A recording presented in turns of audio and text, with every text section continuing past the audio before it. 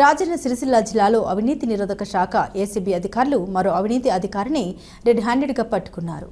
Sircilla MRO కార్యాలయంలో సర్వేయర్గా పనిచేస్తున్న వేణు లంచం తీసుకుంటుండగా ఏసీబీ వలలో చిక్కాడు.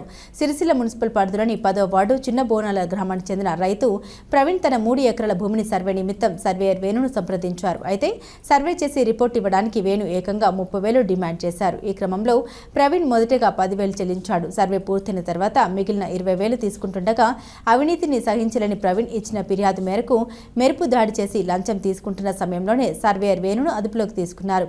ఈ సర్వేయర్పై గతంలోనూ పలు అవినీతి ఆరోపణలు ఉన్నాయని, నిందితుడిపై కేసు నమోదు చేసి తదుపరి విచారణ నిమిత్తం ఏసీబీ కోర్టులో హాజరుపరుస్తున్నట్లు ఏసీబీ డీఎస్పీ విజయ్ కుమార్ తెలిపారు. ప్రభుత్వ కార్యాలయాల్లో ఎవరైనా లంచం డిమాండ్ చేస్తే వెంటనే ఏసీబీ టోల్ ఫ్రీ నంబర్కు ఫిర్యాదు చేయాలని ప్రజలకు సూచించారు.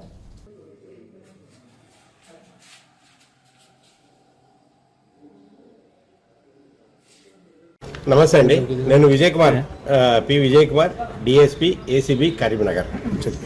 మన కరీంనగర్ జిల్లాలో ఈరోజు సిరిసిల్ల పట్టణ తహసీల్దార్ ఆఫీస్లో మడిశెట్టి వేణుగోపాల్ సర్వేయర్ అండి, అండ్ ఆయన అసిస్టెంట్ సూర్యవంశీ అనే అబ్బాయి, వీళ్ళిద్దరూ నిన్న ఒక ల్యాండ్ సర్వే చేసి దాని మీద రిపోర్ట్ ఇవ్వడానికి టోటల్ 30,000 డిమాండ్ చేశారు.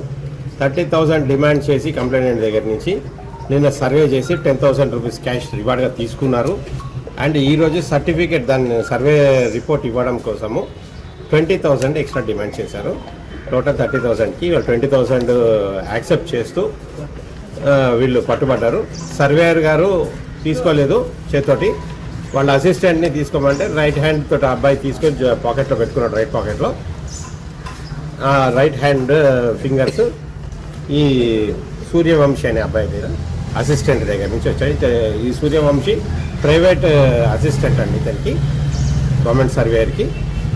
అందుకని సూర్యవంశీని అండ్ సర్వేయర్ వేణుగోపాల్ని ఇద్దరిని అరెస్ట్ చేసి రేపు కోర్టు ముందు ప్రొడ్యూస్ చేస్తాం.